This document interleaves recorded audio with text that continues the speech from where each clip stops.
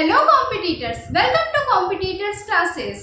Lab technician के लिए जो हायर एजुकेशन डिपार्टमेंट में होने वाला है और साथ में प्रयोगशाला परिचारक और सहायक शिक्षक विज्ञान प्रयोगशाला के लिए हमारी जो बैच चल रही है, जो वीडियो सीरीज चल रही है, आज उसमें बायोलॉजी के कुछ क्वेश्चंस हम डिस्कस करने वाले हैं।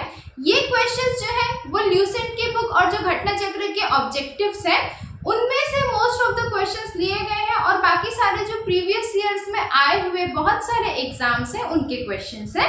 तो इनको हम देखते हुए चलेंगे। ये मोस्ट एक्सपेक्टेड और मोस्ट इंपॉर्टेंट क्वेश्चंस हैं। मेरा जो क्वेश्चन का एक्सप्लेनेशन का लैंग्वेज होगा वो हिंदी होगा, जबकि टर्मिनोलॉजीज जो है वो इंग्लिश में होंगी, लेकिन मैं पूरा मेक श्योर करूंगी कि हिंदी और इंग्लिश दोनों मीडियम के स्टूडेंट्स को ये इक्वली समझ में आए। तो जो लोग भी चैनल में नए हैं वो सब्सक्राइब कीजिए, लाइक कीजिए और शेयर कीजिए। स्टार्ट करते हैं आज का हमारा सेशन। आज का जो हमारा सेशन होगा वो सेल मतलब जो कोशिकाएं होती है उन पे बेस्ड एमसीक्यू पे होंगे। वन वर्ड आंसर्स होंगे और साथ ही साथ में इसमें क्या होगा कि एक एक्सप्लेनेशन में देते हुए चलूंगी, जिससे आपके कुछ कंसेप्ट्स भी साथ में क्लियर होते जाएंगे। तो स्टार्ट करते हैं। सबसे पहले हम बात करते हैं सेल थ्योरी की। अच्छा, सेल को ही हम हिंदी में कोशिका बोलते हैं, ठीक है? क्या बोलते हैं? कोशिका बोलते हैं। तो सेल थ्योरी, कोशिकाओं की जो थ्योरी थी वो किसने दी थी? ये बहुत बार पूछा गया क्वेश्चन है, बहुत सारे लोगों को पता भी होगा जिन्होंने पहले ऑब्जेक्टिव सॉल्व किए हैं। तो सेल थ्योरी शिल्डन और स्ट्रॉन नाम के साइंटिस्ट ने दी थी। किसने दी थी? शिल्डन एंड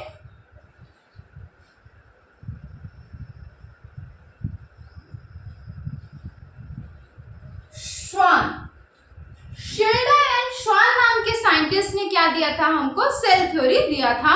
ये बार बार पूछा गया क्वेश्चन है, चाहे वो स्टेट लेवल का हो या सेंट्रल लेवल का हो, किसी भी लेवल के एग्जाम में ये क्वेश्चन पूछा गया है, ठीक है?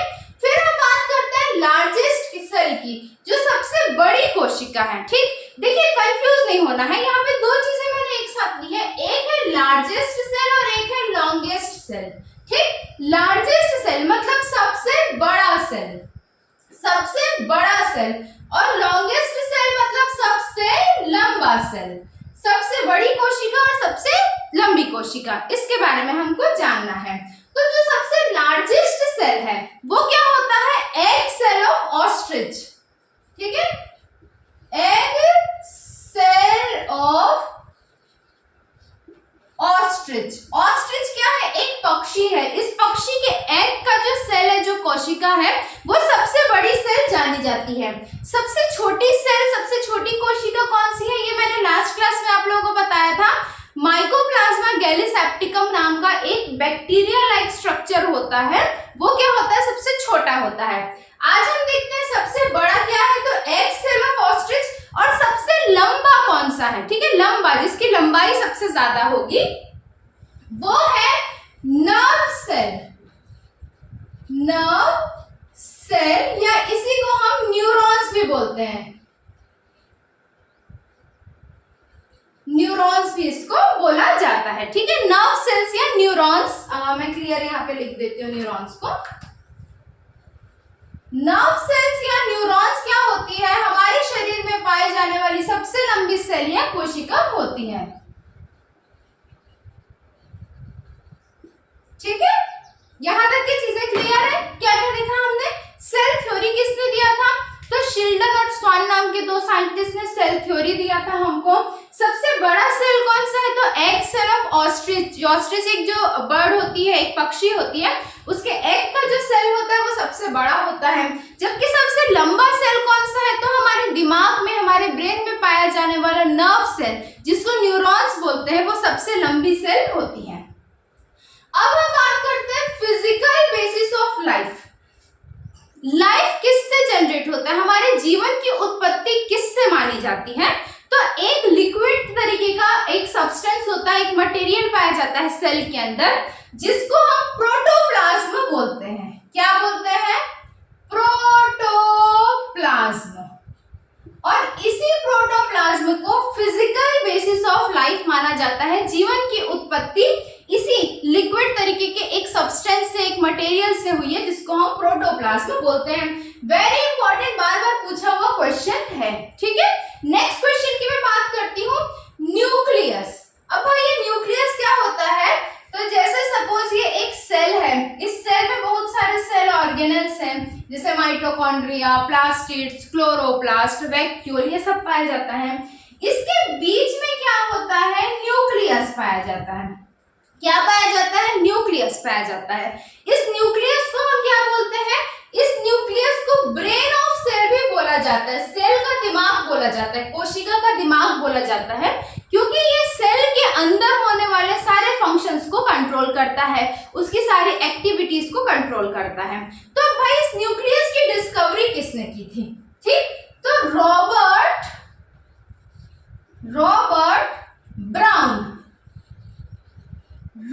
ब्राउन नाम के एक साइंटिस्ट थे, जिन्होंने सेल के अंदर पाए जाने वाले न्यूक्लियस की डिस्कवरी की थी।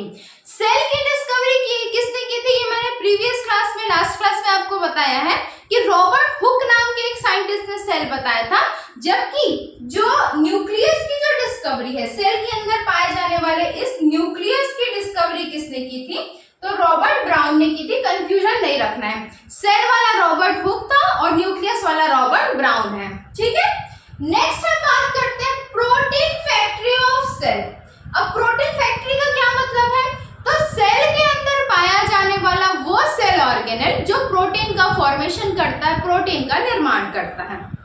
तो वो कौन सा सेल ऑर्गेनेल है भाई?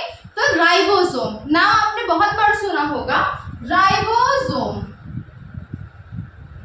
राइबोसोम नाम का जो सेल ऑर्गेनेल है, वो सेल के अंदर जो है वो प्रोटीन का फॉर्मेशन करता है, प्रोटीन का निर्माण करता है। ठीक है, बहुत ही इंपॉर्टेंट पूछा हुआ क्वेश्चन है। अभी तक के किसी को कोई भी डाउट आता है, आप कमेंट सेक्शन में कमेंट कीजिए, सारी चीजें क्लियर की जाएंगी। ठीक है, फिर हम बात करते हैं, चलो पहले इसको रफ कर लेते हैं। फिर हम बात करते हैं synthesis of glycoproteins and glycolipids के बारे में। ठीक है, अब देखो यहाँ पे दो शब्द यूज किए गए हैं, एक क्या है? ग्लाइको। ठीक है, इसका क्या मतलब होता है? इसका मतलब होता है ग्लूकोज या कार्बोहाइड्रेट से। ग्लाइको जो शब्द होता है वो ग्लूकोज या कार्बोहाइड्रेट को दर्शाता है, शो करता है। प्रोटीन्स सबको पता है कि अमीनो एसिड से बने हुए वो बॉडी के इंपॉर्टेंट न्यूट्रिएंट्स होते हैं, जो हमारे बॉडी के सेल बनाने में हेल्प करते हैं। और जो लिपिड्स होते हैं, और क्या वर्ड है? लिपिड्स। लिपिड्स किसको दर्शाता है? तो ये फैट्स को शो करता है। ठीक है, ग्लाइको का क्या मतलब होगा? ग्लूकोज होगा। प्रोटीन तो सबको पता ही है, और लिपिड्स किस लिए होता है? फैट के लिए होता है। तो सेल के अंदर, इसके अंदर, सेल के अंदर, ठीक है, सेल के अंदर पाया जाने वाला वो सेल ऑर्गेनेल, सेल के अंदर पाया जाने वाला वो सेल ऑर्गेनेल जो ग्लाइकोप्रोटीन्स, ग्लूकोज और प्रोटीन्स, और ग्लाइकोलिपिड्स, ग्लूकोज एंड फैट्स, इनका फॉर्मेशन करता है। तो वो कौन सा सेल ऑर्गेनेल है? बहुत बार क्वेश्चंस पूछा गया है कि ग्लाइकोप्रोटीन्स और ग्लाइकोलिपिड्स का फॉर्मेशन करने वाला कौन सा सेल ऑर्गेनेल है? तो ये कोई और नहीं बल्कि गोल्जी बॉडीज। गोल्जी बॉडीज, ये आपने सुना होगा, सेल के अंदर पाया जाता है। इसका और काम होता है पैकेजिंग का। सेल के अंदर पाए जाने वाले सब्सटेंसेस की पैकेजिंग का ये काम करता है। और इसके लिए एक और शब्द यूज किया जाता है, traffic police of cell. Traffic police of cell. ठीक, तो ग्लाइकोप्रोटीन्स और ग्लाइकोलिपिड्स का फॉर्मेशन कौन करेगा? सिंथेसिस कौन करेगा? गोल्जी बॉडीज करेगा। गोल्जी बॉडीज का और क्या काम होता है? तो पैकेजिंग का काम होता है। और ट्रैफिक पुलिस ऑफ सेल्स भी किसको बोला जाता है? गोल्जी बॉडीज को बोला जाता है। बहुत ही इंपॉर्टेंट पार्ट है भाई, इसको बिल्कुल नोट डाउन करते हुए चलिए। ठीक है, यहाँ मैं अलग से डिवाइड कर दे रही हूँ। अब हम बात करते हैं suicide bag of cell. Suicide bag of cell मतलब सेल ऑर्गेनेल, सेल के पाए जाने वाले जो भी ऑर्गेनेल्स हैं वो जाके जिसमें खत्म हो जाते हैं उस पार्ट को क्या बोला जाता है? तो वो कोई और नहीं बल्कि लाइसोसोम होता है। लाइसोसोम ये क्या है? एक एंजाइम लाइक एक्शन करता है, ठीक है, एंजाइम होता है। हमारे सलाइवा में जो हमारे सलाइवा में या हमारे टीयर्स में, आंसुओं में भी ये लाइसोसोम नाम का एंजाइम पाया जाता है। ये बैक्टीरिया या बाहरी जो पैथोजेंस हमारे मुंह में या आंखों में इन्फेक्शन लाते हैं उनको खत्म करने का भी काम करता है। इसमें एंटीबैक्टीरियल प्रॉपर्टी भी होती है, ठीक है। अब हम बात करते हैं माइटोकॉन्ड्रिया की। किसकी? माइटोकॉन्ड्रिया। माइटोकॉन्ड्रिया आपको पता है कि एक सेल ऑर्गेनेल है, सेल के अंदर बहुत पाया जाने वाला बहुत इंपॉर्टेंट पार्ट है। इसको और क्या बोला जाता है माइटोकॉन्ड्रिया को? तो power house of the cell बोला जाता है। Power house of cell. अब पावर हाउस ऑफ सेल इसको क्यों बोलते हैं?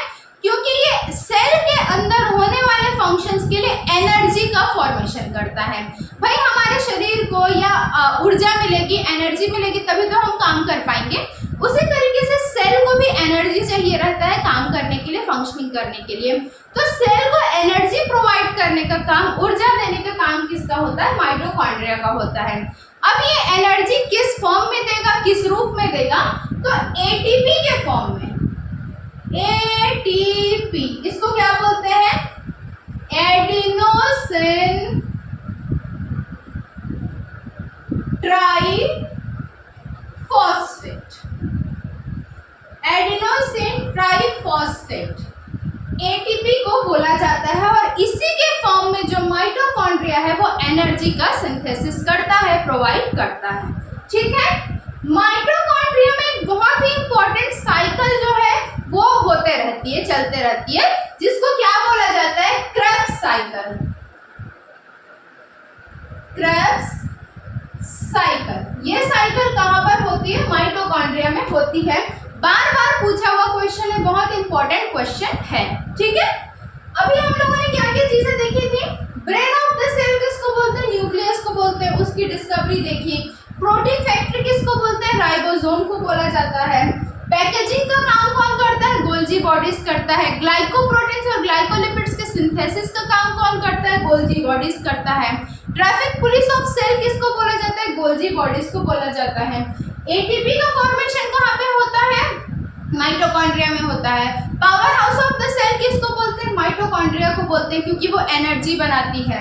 एटीपी का फुल फॉर्म हमने देखा। फिर हमने देखा कि क्रेब्स साइकिल कहाँ पर होता है सेल के अंदर? तो माइटोकॉन्ड्रिया में होता है, ठीक है। अब एक बात करते हैं कि सेल वॉल। सेल वॉल जिसको हम कोशिका भित्ति भी बोलते हैं हिंदी में, ठीक है। सेल वॉल किसमें पाया जाता है? देखो दो तरीके के, तीन तरीके के सेल्स होते हैं, प्लांट सेल, बैक्टीरियल सेल और एनिमल सेल। फिलहाल यदि हम 10th लेवल तक की बात करें तो मैं प्लांट सेल और एनिमल सेल्स के बीच की बात कर रही हूँ। तो इसमें सेल वॉल हमेशा प्लांट सेल में पाया जाता है। किसमें?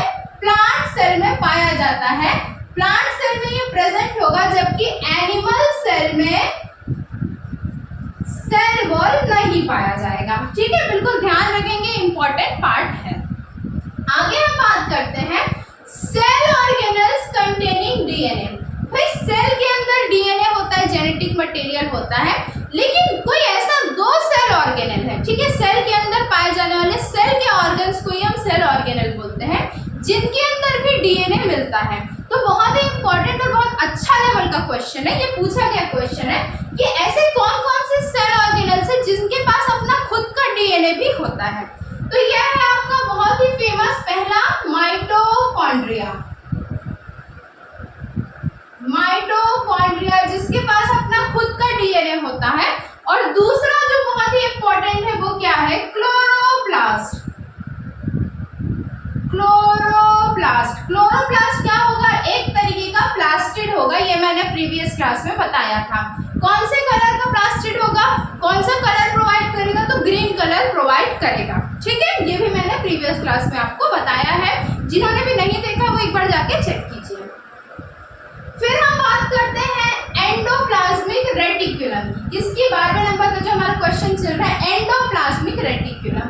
अब ये जो एंडोप्लाज्मिक रेटिकुलम होते हैं वो दो तरीके के होते हैं। कितने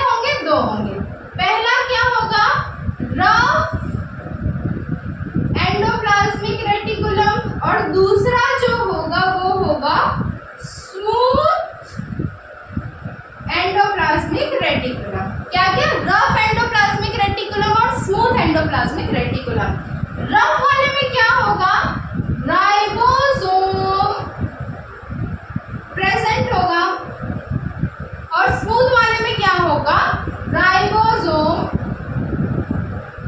प्रेजेंट नहीं होगा, एब्सेंट होगा। ठीक है, रफ एंडोप्लाज्मिक रेटिकुलम जिसमें राइबोसोम प्रेजेंट होता है, और स्मूथ एंडोप्लाज्मिक रेटिकुलम जिसमें राइबोसोम प्रेजेंट नहीं होता है। ठीक, रफ एंडोप्लाज्मिक रेटिकुलम किसके लिए यूज होता है, प्रोटीन फॉर्मेशन के लिए, प्रोटीन डाइजेशन के लिए यूज होगा। किसके लिए होगा, प्रोटीन, क्योंकि प्रोटीन फैक्टर किसको बोलते हैं, राइबोसोम को, और इसमें राइबोसोम मिलता है। जबकि जो स्मूथ एंडोप्लाज्मिक रेटिकुलम है वो किसके लिए होगा, detoxification of drugs and alcohol. जो ड्रग्स, दवाइयां हम लेते हैं या किसी भी तरीके की नशे वाली जो चीजें होती है वो लोग कंज्यूम करते हैं जो नहीं करना चाहिए, और साथ में जो अल्कोहल होता है जब वो हमारे शरीर में जाता है तो कुछ ना कुछ केमिकल्स, कुछ टॉक्सिन सिक्रीट करते हैं, जहरीले पदार्थ बनाते हैं। तो उन जहरीले पदार्थों का जो डिटॉक्सिफिकेशन है, उनसे उन जहर को निकालने का काम किसका होता है, स्मूथ एंडोप्लाज्मिक रेटिकुलम का होता है। जबकि जो रफ एंडोप्लाज्मिक रेटिकुलम है जिसमें राइबोसोम पाया जाता है, उसका क्या काम होता है, प्रोटीन सिंथेसिस का काम होता है। बहुत ही इंपॉर्टेंट क्वेश्चन है। देखो मैं पूरी की पूरी कोशिश कर रही हूँ कि सारे के क्वेश्चंस के साथ आपको कंसेप्ट भी क्लियर कराते हुए चलो, और यहाँ पे आपको जो भी कंटेंट है वो बहुत ही अच्छे और सुपीरियर क्वालिटीज के ही मिलेंगे। ठीक, एक और चीज आती है पिगमेंट। ठीक, पिगमेंट ऑफ टोमेटो। टोमेटो मतलब टमाटर जो है सबने देखा है, टोमेटो का कलर कैसा होता है, लाल होता है, रेड कलर का होता है। तो ऐसा कौन सा पिगमेंट है जिसकी वजह से उसका कलर लाल होता है। ठीक है, तो ये क्या होता है, लाइकोपिन। लाइकोपिन नाम का एक पिगमेंट होता है जो टमाटर में पाया जाता है, जिसकी वजह से इसका कलर जो है वो रेडिश होता है। और ये लाइकोपिन क्या है, तो लाइकोपिन एक क्रोमोप्लास्ट प्लास्टिड है, क्रोमोप्लास्ट प्लास्टिड है। ये क्या करता है, ये फूलों को, फलों को, सब्जियों को कलर प्रोवाइड करने का काम क्रोमोप्लास्ट प्लास्टिड का होता है। तो इसी तरीके का एक क्रोमोप्लास्ट प्लास्टिड जिसका नाम लाइकोपिन है, वो किस में पाया जाता है, टमाटर में या टोमेटोज में पाया जाता है। ठीक, नेक्स्ट क्वेश्चन देख रहे हैं, नेक्स्ट क्वेश्चन देख रहे हैं 14th नंबर का क्वेश्चन। ये क्या है, plant cell wall is made up of.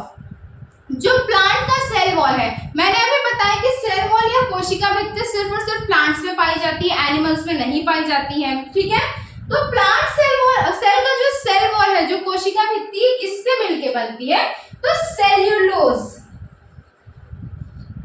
Cellulose नाम के मटेरियल से ये सेल वॉल जो है वो बनता है। ये क्या होता है, एक तरीके का कार्बोहाइड्रेट होता है। क्या होता है, एक तरीके का कार्बोहाइड्रेट होता है। सेल्यूलोज एक प्रकार का कार्बोहाइड्रेट होता है। इसके डाइजेशन के लिए, इसके पाचन के लिए एक एंजाइम की जरूरत पड़ती है जिसको हम सेल्यूलेज बोलते हैं, जो गाय जैसे जुगाली करने वाले एनिमल्स में पाया जाता है। ठीक है, ये भी क्वेश्चन आता है, ये सब हम लोग आगे डील करेंगे। ये कंसेप्चुअली मैं आपको बताते हुए चल रही हूँ। अब हम लास्ट वाला इसका 15th क्वेश्चन जो है वो देखते हैं कि कौन सा जो है पिगमेंट है या कौन सा सेल ऑर्गेनल है जो फोटोसिंथेसिस में हेल्प करता है। फोटोसिंथेसिस कौन सी प्रोसेस होती है, जिसके द्वारा पौधे, प्लांट्स अपना खाना बनाते हैं, अपना भोजन प्रिपेयर करते हैं। तो कौन सा ऐसा सेल ऑर्गेनल है जो फोटोसिंथेसिस में हेल्प करता है, तो क्लोरोप्लास्ट।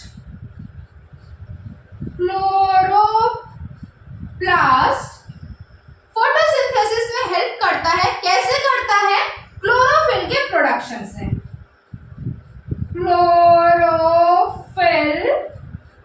प्रोवाइड करके, और ये क्लोरोफिल क्या करता है, फोटोसिंथेसिस में एक्टिवली रोल प्ले करके ग्लूकोज का फॉर्मेशन करता है, जिसको जो पौधे या प्लांट्स है वो अपने भोजन के रूप में क्या करते हैं, ग्रहण करते हैं, और साथ ही साथ हमको क्या देते हैं, एज अ बाई प्रोडक्ट उसका ऑक्सीजन देते हैं, जिसको हम लोग अपने सांस में अंदर लेते हैं। ठीक है, तो एक बार क्विकली रिवाइज करते हैं। मैं बार बार बोल रही हूँ, किसी को भी कोई भी डाउट आता है आप कमेंट सेक्शन में कमेंट करके पूछिए, बिल्कुल आपकी सारी चीजें क्लियर की जाएंगी।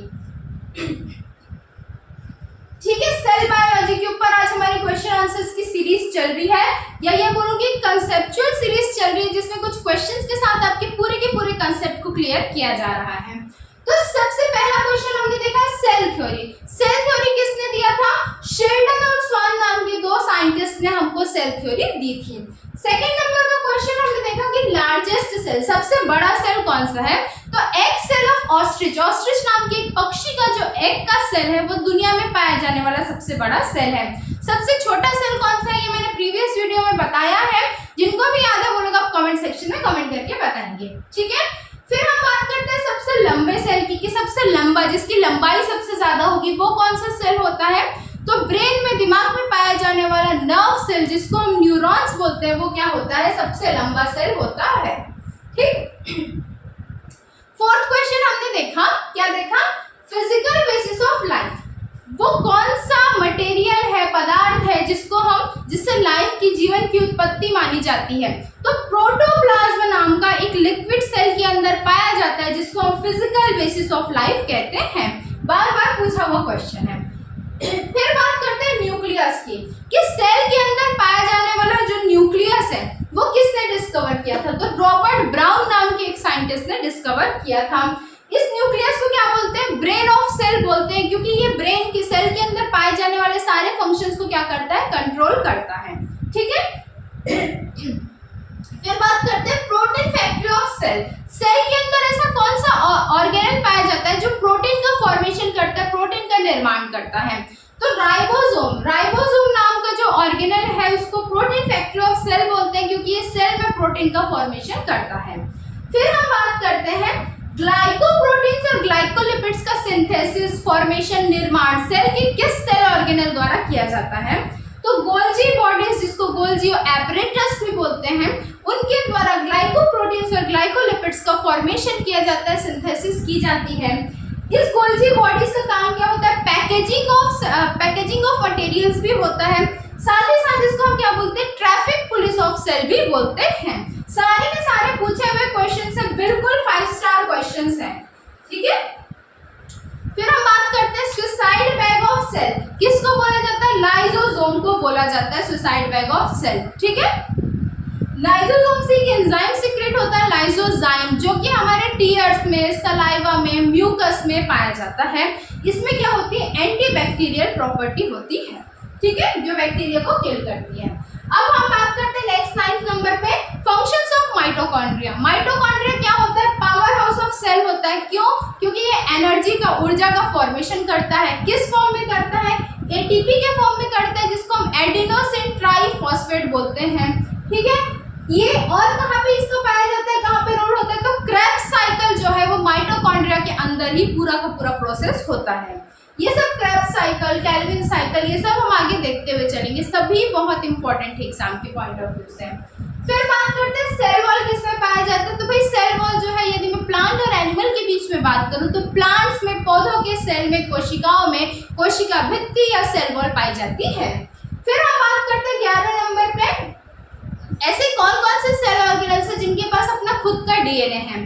तो माइटोकॉन्ड्रिया और क्लोरोप्लास्ट दो ऐसे सेल ऑर्गेनेल्स हैं जिनके पास अपना खुद का डीएनए भी है। ठीक है, फिर 12वें नंबर पे हम बात करते हैं एंडोप्लाज्मिक रेटिकुलम। कितने प्रकार के होते हैं? 2 प्रकार के होते हैं, एक होता है रफ, एक होता है स्मूथ।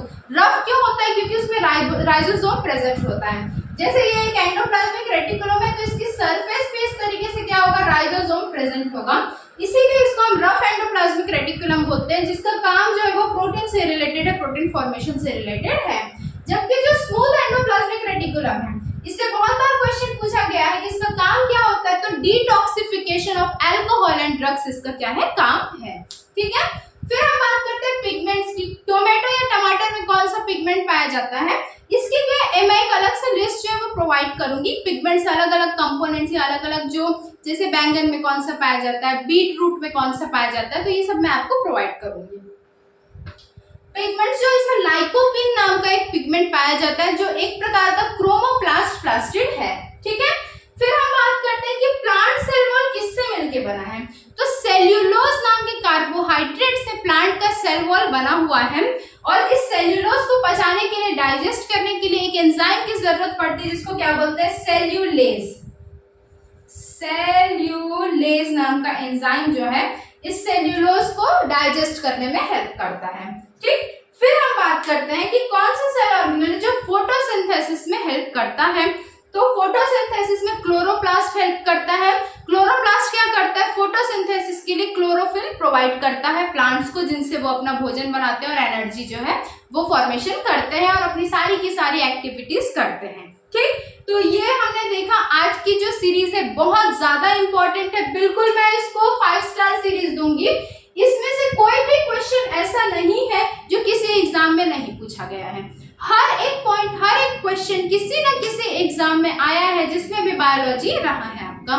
तो अपना सपोर्ट फिर आप लोग बना के रखिए भाई, चैनल को सब्सक्राइब कीजिए, लाइक कीजिए, शेयर कीजिए। आपकी सपोर्ट से मेरे लिए भी मोटिवेशन आता है, तो बिल्कुल मेरे लिए बहुत ज्यादा जरूरी है आप लोगों का जो समर्थन है, जो सपोर्ट है वो। तो ठीक है, मिलते हैं अगली क्लास में एक नए सीरीज के साथ। तब तक के लिए okay, bye bye, take care.